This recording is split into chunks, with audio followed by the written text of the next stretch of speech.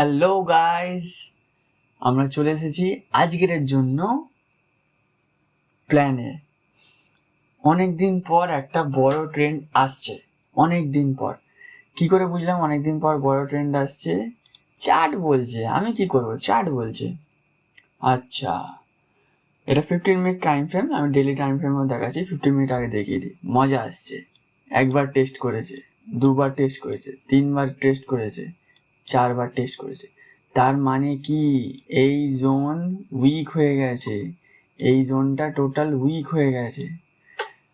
এবারে হচ্ছে প্ল্যান। ঠিক আছে, এবারে হচ্ছে প্ল্যান। ফার্স্ট প্ল্যান হলো gap up, flat, up trend. নিচের দিকে কোনো প্ল্যান হবে না। ঠিক আছে, নিচের দিকে কোনো প্ল্যান হবে না। যদি ভুল করে এই লেভেলের নিচে, এই লেভেলের নিচে মানে হচ্ছে 81,900, 81,700, 800, এই লেভেলের নিচে যদি খুলে যায় তাহলে ওয়েট করতে হবে। কারণ ফের সাইডওয়েজ এই জোনে চলে আসবে। কারণ মার্কেট এখানে এত সময় কাটিয়েছে। ঠিক আছে, এখানে এত সময় কাটিয়েছে যা কিছু বলার নেই। তো আমাদের কি করতে হবে? প্ল্যানিং রাখতে হবে। ফ্ল্যাট গ্যাপ আপ, হালকা গ্যাপ আপ, ঠিক আছে, হালকা এরকম জায়গায় গ্যাপ আপ, ঠিক আছে, এইরকম গ্যাপ আপ যাতে না হয়। এই রেঞ্জটা ওর কাছে এখন বেস লেভেল। ঠিক আছে, কারণ যে সেলিংটা এসেছে, ঠিক আছে, যে সেলিংটা এসেছে মানে সেকেন্ড ওয়েভ যাকে বলে, সেলিংয়ের সেকেন্ড ওয়েভ এইখান থেকে এরম গেছে। তো এই জোন থেকে গেছে। তো এই জোনটা হচ্ছে মেন এসএল এর পয়েন্ট। সো আমি চাইবো না যে আমার 50% কভার হয়ে যাবে। আর কোনো ট্রেন্ড, এই যে ট্রেন্ডটা গেছে, এই ট্রেন্ডের 50% কভার হওয়াটা আমার ঠিক পছন্দ না। 30-20% কভার হলে এর উপরে ব্রেকআউট দেবে, তার মানে শিওর যে হ্যাঁ ব্রেকআউট দেবে। যদি সেটা না হয় তাহলে ব্রেকআউট দেবে না। Getting my point? আচ্ছা, এবারে হচ্ছে ডেলি ক্যান্ডেলে চলে যাই।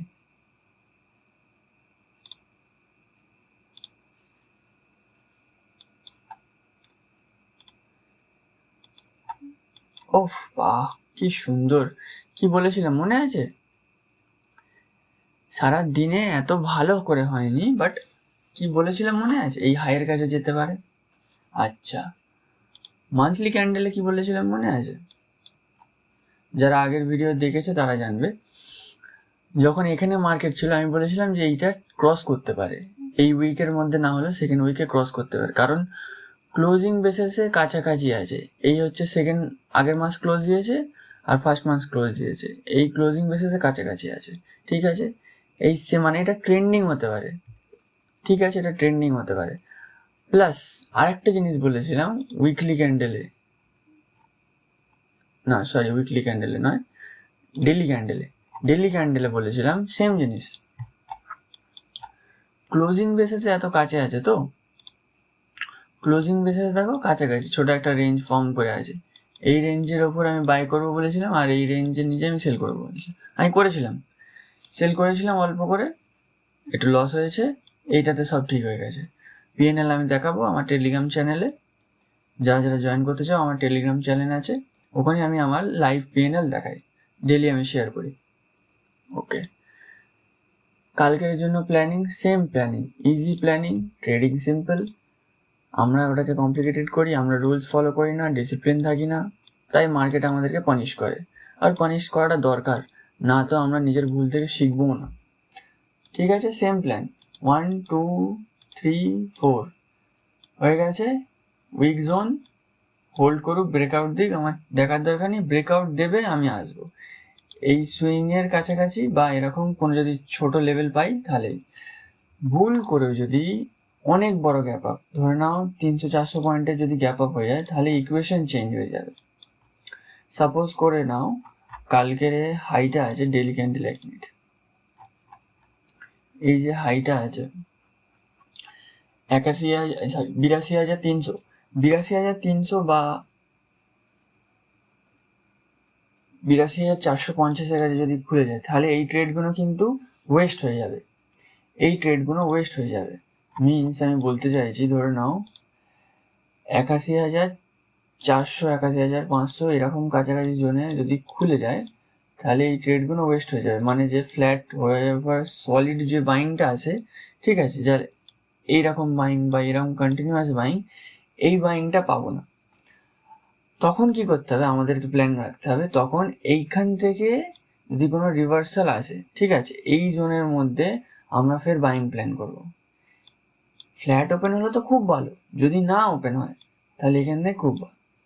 এই সুইংটা আর এই সুইংটা খুব ইম্পর্টেন্ট। এরপরে তো সব বাইরে ছেড়ে চলে যাবে, বাট এই দুটো সুইং খুব ইম্পর্টেন্ট। এই লেভেলে ওরা আসা উচিত না, এনি হাউ।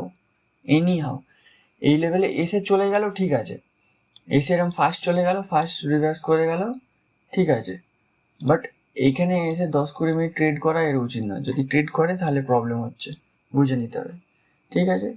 সেম অ্যাজ নিফটিতেও হবে। নিফটি যদি দেখি,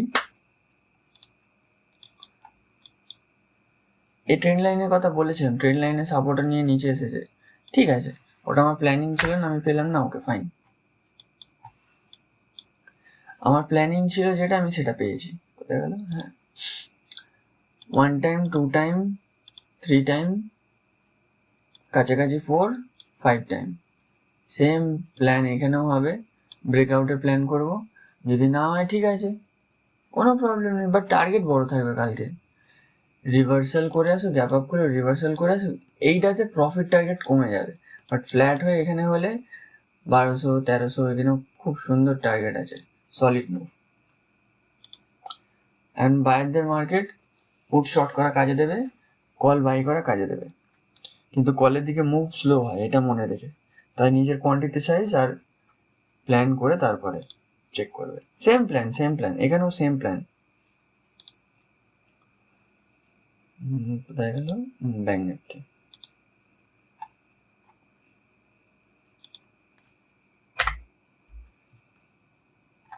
আচ্ছা, এটা আবার এই ট্রেন্ড লাইনের এখান থেকেই নিয়েছিল, ঠিক আছে, বাট এই যে টানটা গেছে, এটাতেই প্রফিটটা সব থেকে বেশি দিয়েছে। কারা এখানে ধরতে পেরেছে যাই না, কারণ আমার একটা প্ল্যান ছিল না, তাই আমি এটা ধরতে পারিনি এত সুন্দর ট্রেডটা। বাট ওকে, সারা জীবন আমি ট্রেড করবো, তাই এইসব ট্রেড আসবে। সরি, এইসব ট্রেড আসবে, তাই আমাদেরকে অত ভাবতে হবে না এইসব নিয়ে, যে পাবো কি পেলাম না, যে পেলাম না কালকে পাবো। If you want to become a trader, পাবি, সব পাবি, তাহলে চাপ নেই। Thank you, that's for today.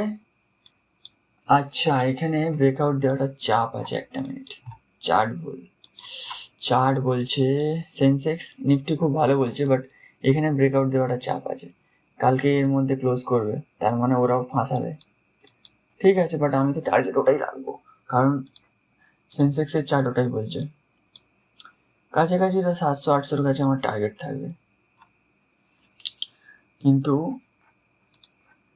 Bank নিফটির জন্য একটু কম আছে, কারণ এখানে রেজিস্ট্যান্স আছে। ভাঙলে তো খুব ভালো, বাট প্ল্যান তো ওটাই থাকবে।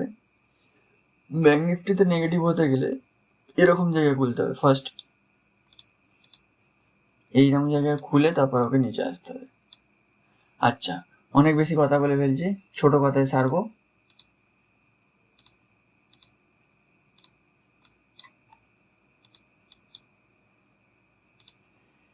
ফ্ল্যাট, গ্যাপ আপ, ব্রেকআউটের প্ল্যান করব, অনেক বড় গ্যাপ আপ, হালকা রিভার্সালের পরে এইখানে কোনো বাইংয়ের প্ল্যান করব। আচ্ছা, গ্যাপ ডাউন, এই লেভেলের কাছাকাছি গ্যাপ ডাউন হলে চেক করতে হবে নিচে আসছে কিনা, তা একটা প্রাইস অ্যাকশন নিয়ে ছোট কোয়ান্টিতে মারবো, কারণ এখানে আমার নেই, ট্রেড নেই। যদি নাও ট্রেড করো, ওকে ফাইন, ছেড়ে গেলেও কোনো অসুবিধা নেই, নেক্সট ভালো ট্রেড পেয়ে যাবো। ওকে, থ্যাংক ইউ, বাই বাই।